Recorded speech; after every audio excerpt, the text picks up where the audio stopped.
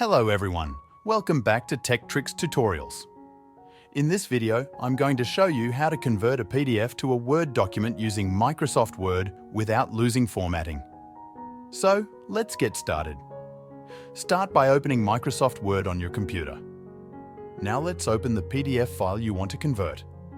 Click on File in the top left corner, then select Open. Browse to the location of your PDF file, select it, and click Open.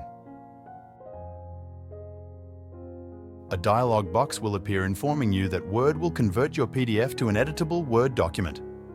Click OK to proceed. Word has now converted the PDF file into an editable Word document.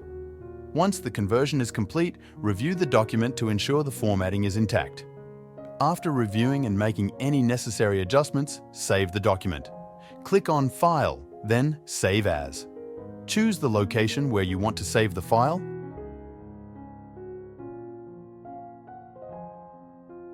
Select the Word document format and click Save. And that's it.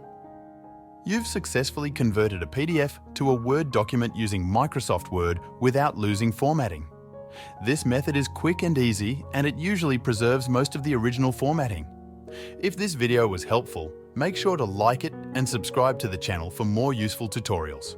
See you in the next video.